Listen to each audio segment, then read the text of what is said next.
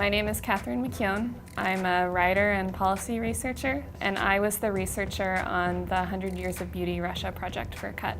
This was a really difficult project to work on because Russia has changed so much. You have to sort of take into account how people were in work camps a lot of the times, and there was secret police. I started out with it from the political landscape to be able to better mediate my deeper dive into the cultural research of it.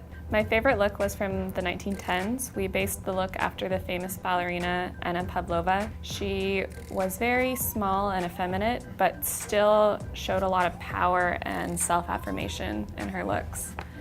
So in the 1920s, the Tsar has fallen and the Bolsheviks are in power. And so you see this idealization as the natural woman who is powerful and not bourgeoisie, so you're not gonna curl your hair, wear a ton of jewelry, just a member of society. Stalin took power in 1929. He instituted informal and formal campaigns against Western consumerism and consumption of Western goods. But it really affected how people wanted to portray themselves, because if they were going to be looked down upon by their government and also people around them for wearing more lipstick or of using a certain type of eyelash curler, so it affected personal choices.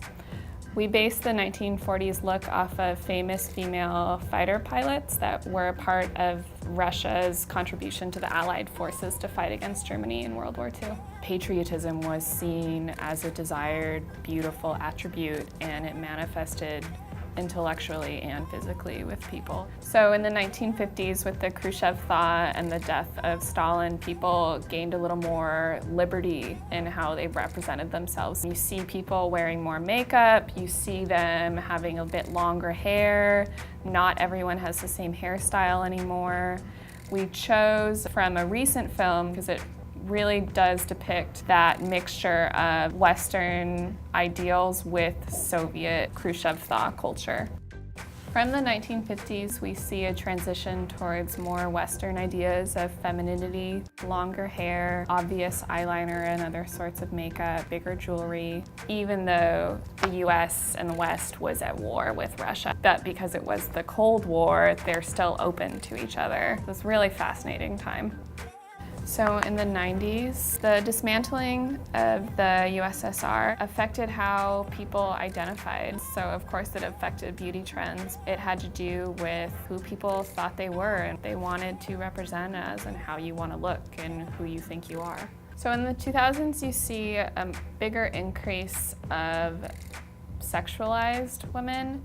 It's not necessarily overtly objectifying. It, of course, subversively is, no matter what you can do.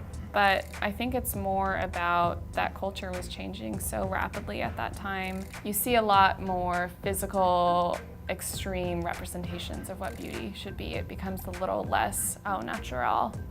The neon ski mask is to represent several of the Pussy Riot members who got arrested 2012 and onwards. And they're part of new Russian feminism and LGBTQ movements that have been gaining traction. We saw over the decades that in Russia, beauty is a form of power and self-affirmation. Women protesters are also trying to gain that power and self-affirmation, so we see it as a good snapshot of that effort. Beauty to me is a concept that I've sort of either rejected or embraced or been confused about my entire life. And if you try and separate it from identity, you can't. Beauty is how someone wants to be seen by the world and how the world wants to see them.